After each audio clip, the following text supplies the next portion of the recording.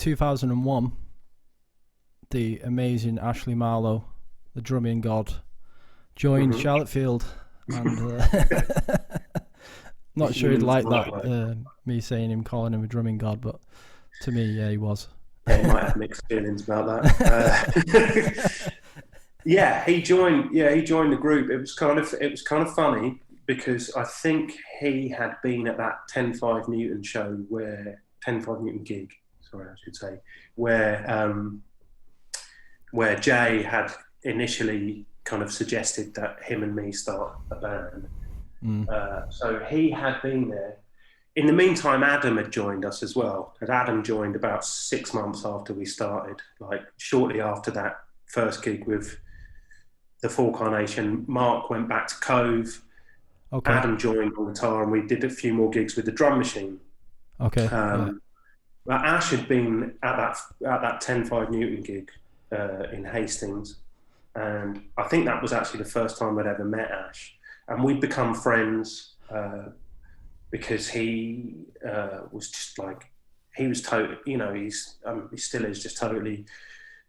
He's like a walk-in encyclopedia of music, and you know, was going to a lot of gigs, a lot of the same gigs that I was going to or wanted to go to. Yeah. And was like really kind of welcoming to me when the first opportunity that he had to say, well, come back to mine and you know, stay up late and listen to loads of records.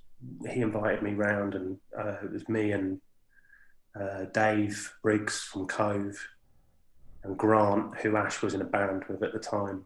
And Ash just stayed up all night listening to loads of records. He introduced me to a lot of stuff, and like really ignited my, even just on that one night, kind of really ignited my interests in a lot of really cool stuff. Oh, that's lovely. Yeah. I'd already encountered and had a few like tapes and maybe a single or two of the Fall, but it was like Ash playing Slates. Ash played me the Slates EP that night. That really kind of, it was just like after that, I was total full fan, total head for it, went and bought all the records. So, and that was just the first night that I hung out at Ash's house. Was like, it was just this complete mind-blowing inspiration. Open your world, I guess. Yeah. Lots of, so many possibilities.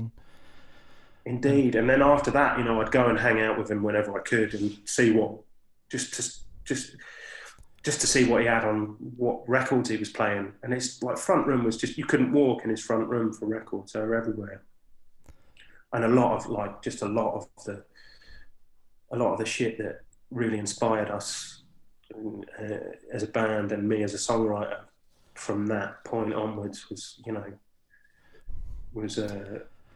stuff that Ash was playing, and it wasn't just the fact that he was playing the records, but he had, you know, he was imparting this real kind of passion for it, and he had really insightful observations about stuff. So you'd listen like really deep, you know, you'd listen to music with Ash and you'd listen really deeply and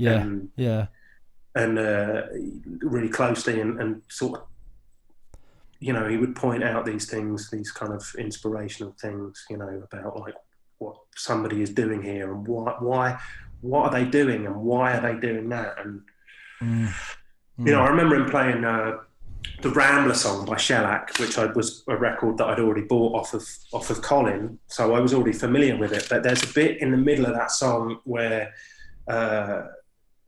there's like a little 4-note kind of feedback riff where he's obviously like moving the guitar around in front of the amplifier, and then like 2 bars later it happens again, and I remember Ash pointing it out and like just being, he couldn't stay in his chair, you know, he was out of his seat, he was going, listen to that, same fucking thing twice, you know, pointing out that somebody had, because that's quite hard to do with, I don't know if you tried making feedback riffs. Steve Albini. Would that be Steve Albini doing that?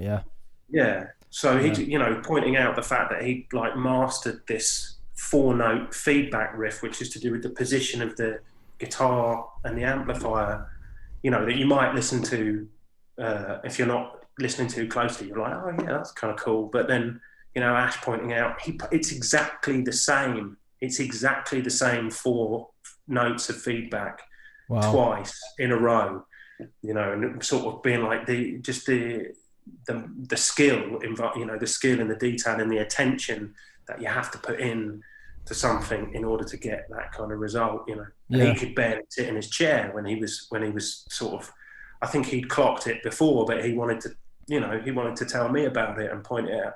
And it just, you know, that kind of passion's infectious. So shortly afterwards, like, he'd come to see Charlottefield playing sort of towards the end of that year. He'd seen us playing with a drum machine and was like, "Are you going to get a drummer at any point?" And I'd never heard him play the drums, but Mark from Cove had said Ashley is a really good drummer. You know, he's played drums in bands before and he's really good. So I said, well, I mean, we don't really know anybody apart from maybe you would like to have a go. And he was like, yeah, I would like to have a go. I was kind of like, you know, it's a bit like when you know, a bit like when you ask a girl out or whatever, you know. It was like, yeah, like giddy, like, courage to do it. yeah, like a giddy excitement with butterflies and like. Yeah. And he came wow. so he came down to St Leonard's to practice with us. And I can remember the first song that we played together. The first song we played with Ash was The Clipper, which is on the first. Oh, I love that song. Yeah, it's one of my favourites. Yeah. And we'd been playing it with a drum machine up until then, and then we'd made a tape of our songs with the drum machine, and Ash had, you know, I'd given Ash the tape so that he could, you know, clock the structures of the songs.